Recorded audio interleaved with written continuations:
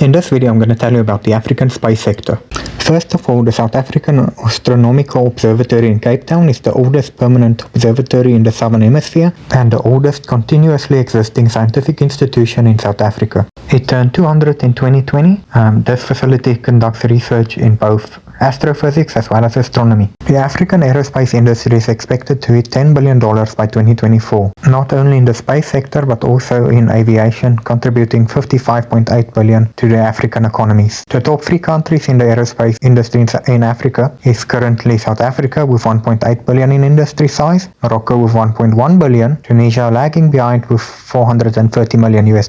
Between 2018 and 2021, African governments have increased their space sector expenditure by 94%, from $283 million to $548 million.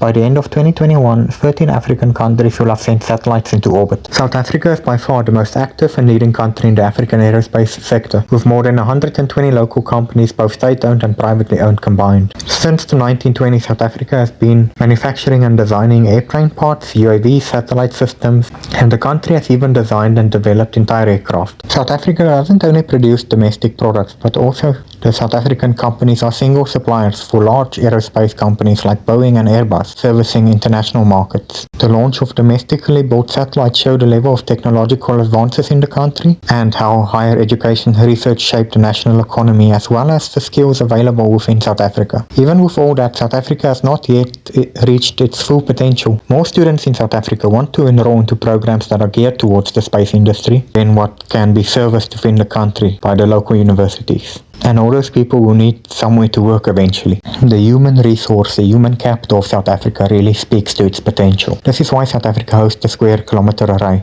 It's a radio telescope array, the world's largest in fact, and it will cover a whole square kilometre, easily making it the largest in the world. Our astronomers have achieved some remarkable things already. In the previous video, just before this one, I spoke about how South Africa helped the Americans reach the moon during the space race.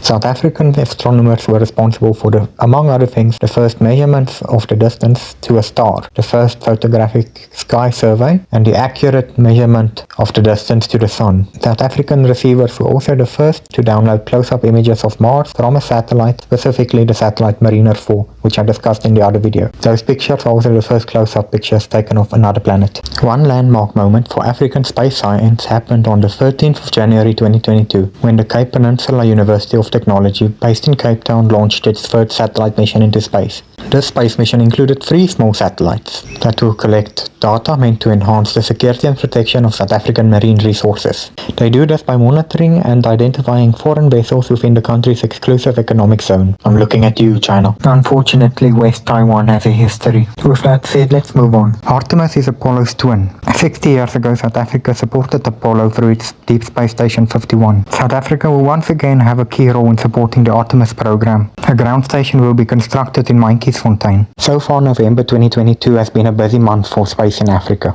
The public was notified about this agreement between NASA and South Africa. Zimbabwe launched its first satellite into space, Sat-1. The same launch from NASA also included Pearl Africa Sat-1, which is Uganda's first satellite. This is also the month in which Elon Musk did his whole Twitter thing. Ha! 2032. Elon, America's made you slow, ne? Too much tweeting, Elon.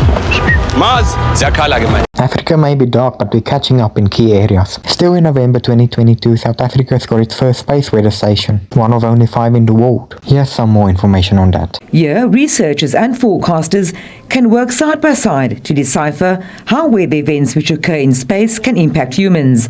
This can include damage to communication satellites, which, for example, could result in the inability to bank, use a cell phone, GPS, or the internet. Space weather is interested in how storms on the sun, coronal mass ejections, solar flares, and energy, electromagnetic energy, X-rays and ultraviolet, hit the Earth's space environment. And when that energy is dumped into the Earth system, it can impact satellites, satellite communication systems, navigation systems, and also systems here on the ground.